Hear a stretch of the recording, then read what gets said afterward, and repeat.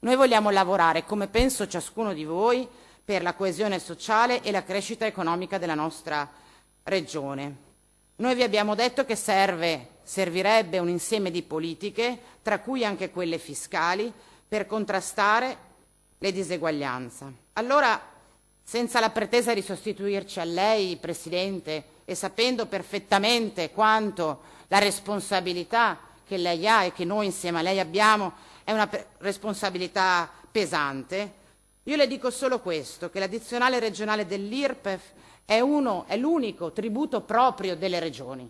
Non ci sono tanti altri margini di manovra. Destina interamente il gettito alle politiche regionali. Mai più autonomisti che con l'addizionale IRPEF potremmo essere.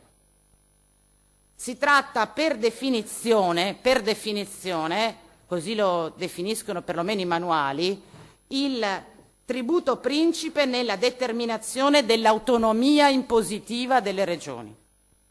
In Italia esistono solo 4 regioni che non applicano l'addizionale IRPEF, o meglio, lo dico perché poi non si capisce mai, che non applicano la parte eccedente a un addizionale regionale che già esiste ed è decisa dallo Stato: la Sicilia, la Sardegna, la Val d'Aosta e il Veneto. Quindi di fatto sono 3 regioni a statuto speciale e una sola regione a statuto ordinario. Lo dico perché delle volte, quando si è gli unici tra tutti, o si è super intelligenti o si è super sciocchi.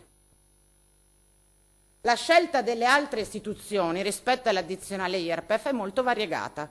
Ci sono regioni che hanno fissato un unico scaglione, ce ne sono altre che hanno fatto 2 fasce, altre hanno invece investito sulla progressività.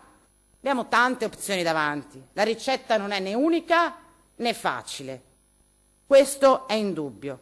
Non sta a noi avanzare la proposta definitiva. Non sta a noi dire a lei, Presidente, cosa c'è da fare. Sta a noi dirle di cosa ha bisogno il nostro Veneto. A me resta da citare soltanto e da sottolineare il fatto che è chiaro, io penso che nessuno dei governatori delle altre 20 regioni si sia divertito a aggiungere l'addizionale IRPEF. So però che tutte le altre regioni che lo hanno fatto hanno maggiori disponibilità finanziarie, hanno scelto di esercitare l'autonomia impositiva delle regioni, si sono assunte una responsabilità e oggi probabilmente sono più in grado di noi di dare le risposte che servono.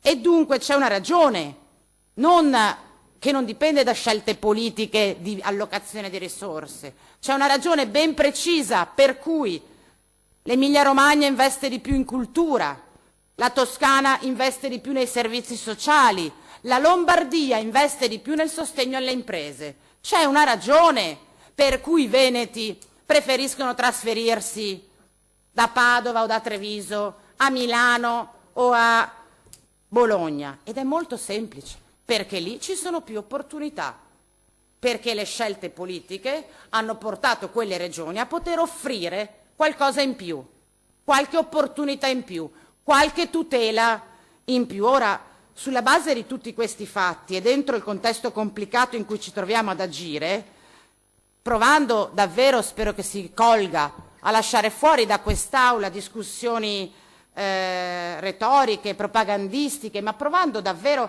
a stare sui problemi, io mi chiedo e vi chiedo se non pensate che la leva fiscale, per quella finalità redistributiva che può avere, possa o non possa essere, nel contesto in cui ci troviamo, un'opzione concreta e utile per la lotta alle diseguaglianze. Il tema non è non mettere le mani nelle tasche dei veneti, non può essere questa la nostra funzione. Lo sanno fare tutti. La nostra funzione, quello che ci distingue da tutti gli altri, è come mettere quelle mani in quelle tasche e se mettercele per contrastare le diseguaglianze e favorire la coesione sociale. È questa la sfida che abbiamo davanti, capaci tutti di tenere le braccia conserte e non metterle da nessuna parte. Difficile, è usare quelle braccia per risolvere i problemi dei veneti, perché la risposta non ci sono soldi, dal mio punto di vista, non è più sufficienti. Ecco, quindi la questione a me sembra molto chiara e devo dire che mi sembrano molto chiare anche le responsabilità. È un tema davvero cruciale, è un tema anche semplice se vogliamo. Io penso che una società più giusta, più uguale, fondata sulla coesione sociale, è il contesto migliore per tutti ed è volano economico per tutti. Esercitare la funzione redistributiva, consentire uno sviluppo equilibrato è una necessità non del Veneto, di tutte le economie moderne, di tutte le società moderne. La necessità di utilizzare le politiche per correggere le storture del modello è una necessità.